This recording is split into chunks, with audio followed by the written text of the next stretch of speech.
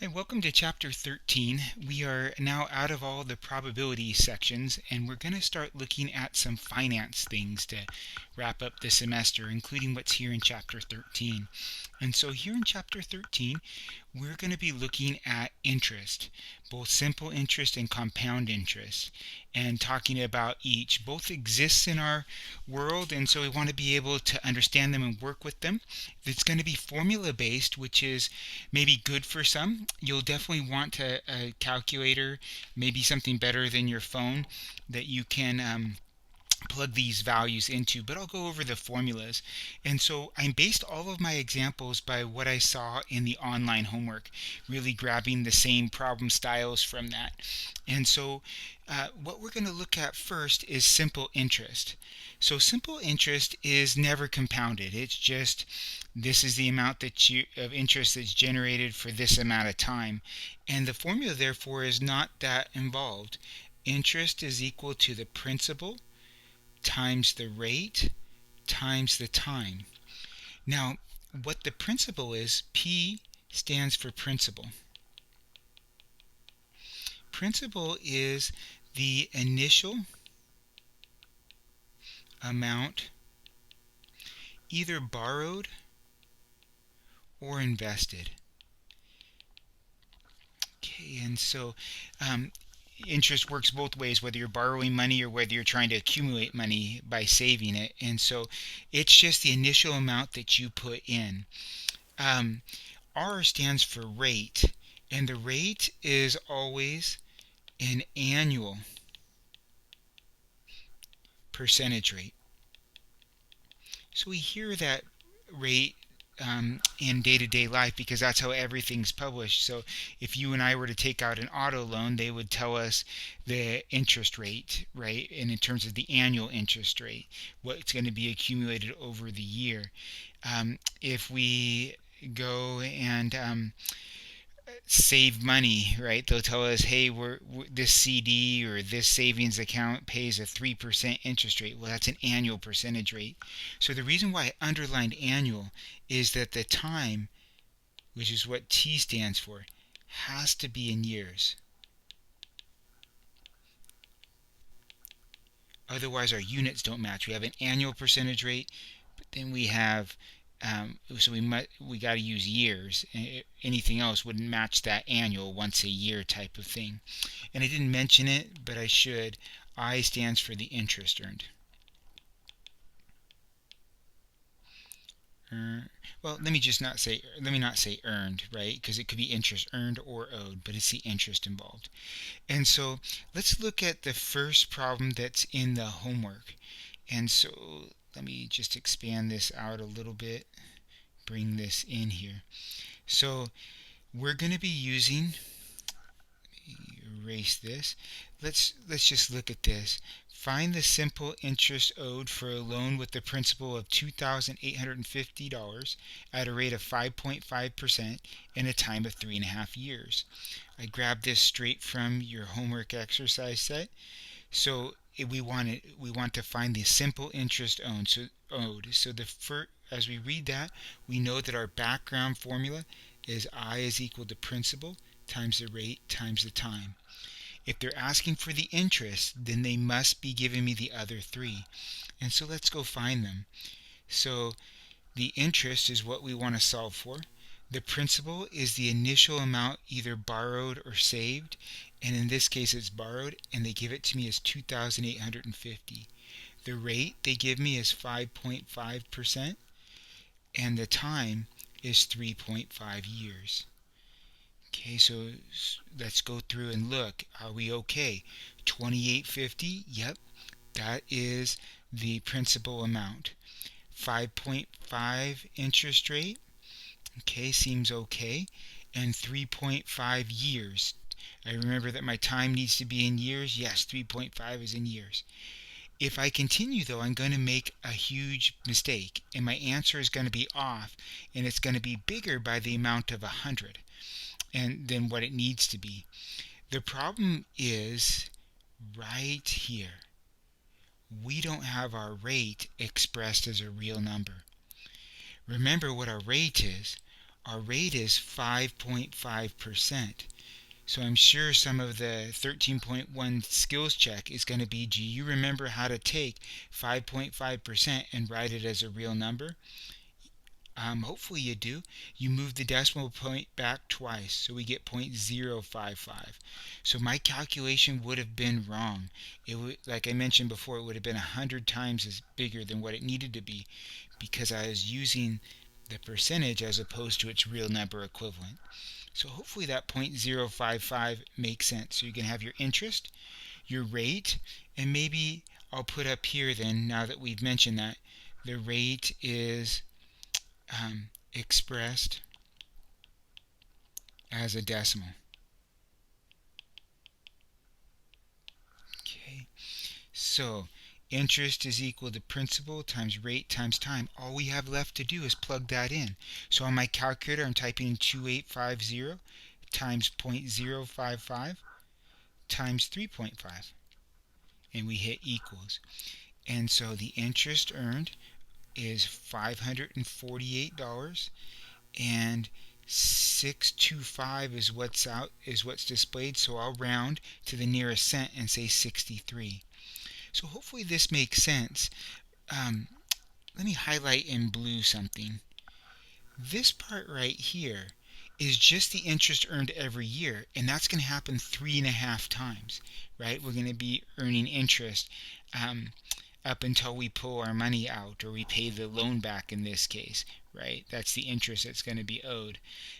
So the 3.5 ideally makes sense. Let's see what happens when it goes for a month or 2 or 3. If they give me the time in months, nothing different should be happening. Let me erase this for just a minute. Come back with blue. Our base formula, we want the simple interest owed for a loan with the principal of $27.30 at an interest rate of 4.82 over 30 months.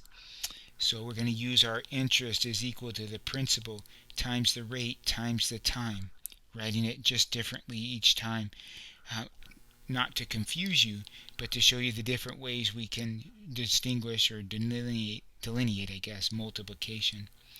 2730 is absolutely our principal. We've made the mistake before, so we're not going to make it again. 0.0482 is the interest rate, right? 4.82% is 0.0482. And then 30 months, well, that's 30 over 12 years. So that's how we're going to deal with the months. We're going to just divide it by 12. So if it was for 12 months, that would have been 1 year, and we would have had 12 over 12. If it was 24 months, it'd be 24 over 12, and we have 2. So this is over 2 years, right? It's 2.5 years. We don't have to convert that. On my calculator, I would just type in 2730. Let me do that. Hit the multiplication symbol. 0.0482 would be typed in. Hit the multiplication symbol. Type in 30. And divide by 12, because that 12 is on the bottom. And it's all one big happy family, so I don't have to figure out what 30/12 is as a decimal. I can simply just plug it into my calculator like this, and it will tell me the interest earned, or in this case owed, is $328.97. It's 965, so I'm rounding up to 97. Now they're asking for something a little bit different. So notice in the previous ones they were asking find the simple interest owed. Now they're asking for the overall amount that's owed, and you could do that by finding the interest and then adding it back in. So find the future value of a deposit on an account that pays simple interest for a deposit of $800 at 2% for 4 years. And so one option that we have, and let me walk you through that, would be to find the interest. So maybe I'll write find I. And then they don't want to know I. They want to know what the value of the account is. I would just be the interest earned. So then we would just simply take P plus I and be done. So we could do it that way. And so let's see what that's like. Interest is equal to principal times rate times time. My principal is 800 My interest rate is 0.02, right? Changing the 2%. And my time is in 4 years. So 800 times 0.02 times 4. And we get a nice interest of 64. Now, if we typed in 64 into the computer, it's going to tell us we're wrong. And we're going to be like, I don't know why I'm wrong. We're wrong only because we're not answering the question. The future value of the account is whatever was in there plus the interest owed. So the future value, or what they sometimes call the amount accumulated, is what we put in there, 800, plus any interest it owed. And so the correct answer for the future value is $864. Right? That's what the account's worth. It's worth the original 800 that was already in there plus the 64. And that's a great way to do it. The book presents another formula as well. They kind of walk through this process and then they say, well, let's put it all together. If we use some algebra, we could find out that if we want the future amount in the end, or the future value, it's equal to the principal times 1 plus RT. That would make the principal be added to the interest. Right? If I were to distribute, let me show you why this works. This distributes P times 1 is P plus PRT. Well, you know what PRT is. That's just the interest. And so this is just a one-stop formula to do the two-step process that we've done. Okay, we're not going to handle it like that. We're going to simply plug in values. We want the future value, which they call A. P is 800, 1 stagnant, interest rate was 0.02, and the time was 4 years. Sorry, I forgot what the time was. So how would I put this in on my calculator? Maybe the way that we see it. 800 times, open parenthesis, 1 plus 0.02. So 1 plus 0.02 times 4. It'll know to do that multiplication before it does the addition, and close the parentheses. And look what we get. When we run that in our calculator, we get $864, exactly what we should get. So perfect, either way. I'll probably model the rest using this future value one. Okay, let's see what the next questions bring. And so all this will be simple interest. I'll make a video that continues 13.1 to do compound interest, and then one more to show the last problems that are on there. And so here we are with this one. Alex was late on his property tax payment to the county. So we're coming into the latter part of the month, latter part of the year. And at that time, if somebody owns property, the county assesses property taxes in December. So nice little holiday bonus there. So you have to pay your first installment by December, and then your second installment typically by April. And so that is something that's happening. So he owed $1,500 and paid the tax 10 months late. The county charges a penalty of 11% simple interest. Find the amount of the penalty. Okay, so the way I'm reading this is they want the amount of the penalty. The penalty is what he owes on top of the $1,500. They're asking for, so let me get a pen here. The amount of the penalty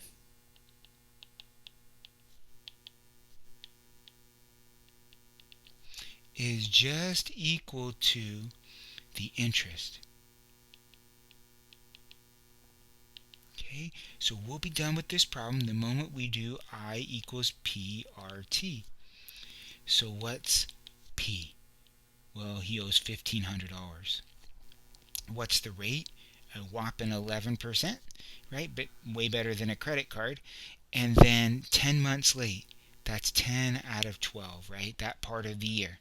So we just grab our calculator and type in 1500 times 0.11 times 10 divided by 12 equals, and we get a penalty of $137.50. That is the penalty that Alex is going to have to pay. So even though it's more wordy, it's just like the first ones that we were doing. As we look at this last example that is here in, sorry, I was seeing if I can move that up, but I guess I can't. Tony borrowed $6,700 from a bank. He agreed to pay off the loan in 9 months at 6% simple interest. Find the total amount required to repay the loan. So for this case, we're looking for the total amount that's there. So this is where I'm going to use the amount is equal to P times 1 plus RT. Remember, you can come to the exam with notes, and so you can write all these down. P, the big amount borrowed or invested, 6,700 in our case. 1 plus R, 6%. Make sure not to write it as a 6 or not even 0.6. It's 0.06, right? So I have to be really disciplined. And the time in years, 9 out of 12. So let's see how I would put that in. I'd type it in as 6,700 times, open parenthesis, 1 plus 0.06 times 9 divided by 12, and close the parentheses. So 6,700 times, open parentheses, 1 plus 0.06 times 9 divided by 12, close those parentheses, equals the amount that he is required to repay the loan is $7,001.50. That's what it is. So these are applications of simple interest, and like I mentioned before, the next video will have the compound interest shown to you. All right.